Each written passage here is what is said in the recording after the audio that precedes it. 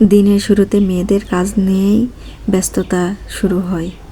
আজ সকাল সকাল আপনাদের সামনে একটা ভিডিও নিয়ে হাজির হলাম। আসসালামু আলাইকুম, রকমারি ব্লগ অ্যান্ড কিচেনে আপনাদের জানাই স্বাগতম। আশা করি আল্লাহর রহমতে আপনারা সবাই ভালো আছেন, আমিও ভালো আছি। আজকে আপনাদের সাথে একটা সুন্নতি লেবাস সেলাই শেয়ার করব, দেখতে থাকুন।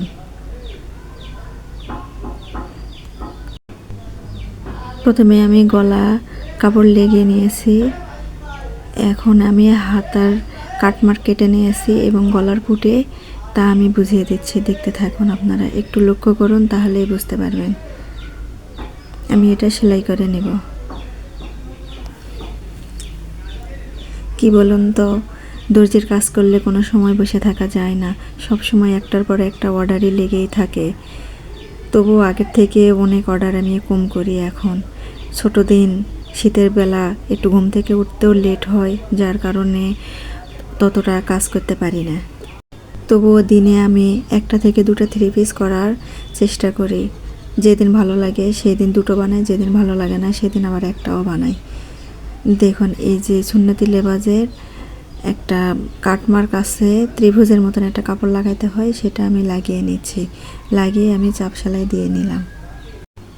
এই কাজের মধ্য দিয়ে আমি আমার মেয়েরে গোছায় স্কুলে পাঠিয়ে দিয়েছি। দেখুন আমি কিভাবে একটা পকেট লাগাইছি। সুন্নতি লেবাজের পকেট দিতে হয়। এই যে বগলের কাছে একটা ত্রিভুজের মতন কলি লাগাইতে হয়। আপনারা ভালো করে লক্ষ্য রাখুন। যারা সেলাই করছেন তারা আশা রাখি বুঝতে পারছেন, যারা করেন নাই তাদের একটু হয়তো বা সমস্যা হয়েছে। এ দেখুন আমি লাগিয়েছি, লাগানোর পর আপনাদের দেখাচ্ছি। যারা করেন তাদের সমস্যা হওয়ার কথা নয়, যারা সেলাই করেননি তাদের জন্য একটু সমস্যায়।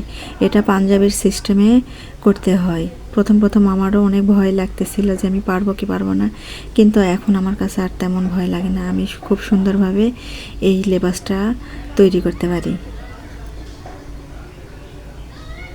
আপনাদের বোঝানোর জন্য আমি ভালো করে হাত দিয়ে বুঝিয়ে দিচ্ছি, আশা করি আপনারা বুঝতে পারছেন। সেলাইটা হয়ে গেছে, আমি নিচের ভাঙা দিয়ে সেলাইটা শেষ করে দিব। সেলাইটা হয়ে গেছে, এর ফাইনাল লুক দেখুন। আমি বুঝতে পারতেছি না আমি কিভাবে আপনাদের বোঝাইতেছি। আমি আমার সাধ্য মতন চেষ্টা চালিয়ে যাচ্ছি আপনাদের বোঝানোর জন্য। আমার লেবাসটা কমপ্লিট হয়ে গেছে। এর মধ্যে দেখুন আরেকটা জর্জেটে থ্রি পিস সেলাইয়ের অর্ডার আসছে। এই যে ওড়নাটা কাটওয়ার করা, এটা 4 পিস। এখানে সেমিজ ও সালোয়ারের কাপড় একসঙ্গে রয়েছে। কামিজ ও সেমিজ একসঙ্গে সেলাই করতে হবে, এটাও দিতে হবে। আমি নিতে চাচ্ছিলাম না, তবুও জোর করে দিয়ে গেছে। অল্প সময়ের মধ্যে দিতে হবে, তো সময়ও তো কুলাইতে হবে। সংসারে কত চাপ থাকে আপনারা তো সবাই জানেন। সংসার সামলায় তো দর্জির কাজ করতে হবে, তা না হলে তো চলবে না, তাই না? একটা বাসায় কত কাজ থাকে, সমস্ত কাজ সেরে তারপরে এই অবসর মতন দর্জির কাজ করতে হবে।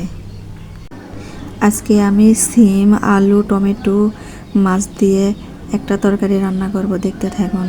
সিম, আলু, টমেটো কেটে নিয়েছি, এখানে কড়াই বসিয়ে দিয়েছি। এর মধ্যে আমি ধুয়ে রাখা লবণ হলুদ দিয়ে মাখা মাছ ভেজে নিব।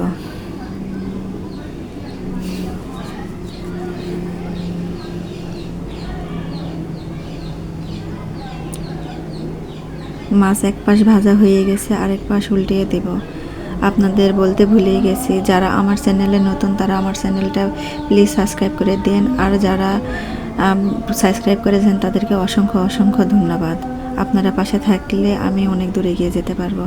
খালি কড়াইয়ে তেল বসিয়ে দিয়েছি, সেখানে পেঁয়াজ জিরা ফোড়ন দিয়েছি। এরপরে মশলা দিয়ে দিলাম, একটু রসুন বাটা, জিরা বাটা, কাঁচামরিচ বাটা,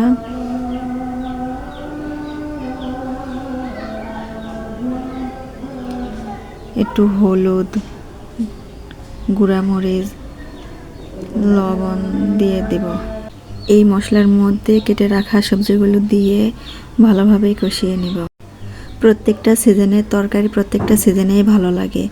যেমন এই শীতের সিজনে ফুলকপি, পাতাকপি, সিম এগুলো পাওয়া যায়, এগুলো এই সময় খেতে ভালো লাগে। আনসিজনে তেমন ভালো লাগে না, আপনারা সবাই জানেন।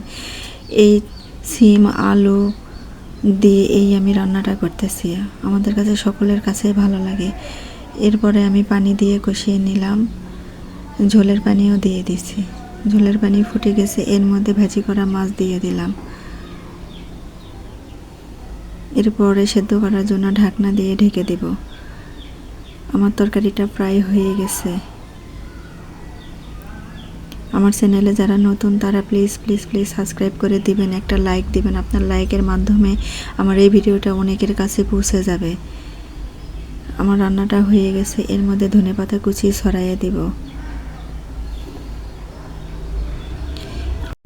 আমার রান্নাটা যদি ভালো লেগে থাকে তাহলে আপনারা বাসায় একবার হলে ট্রাই করে দেখবেন।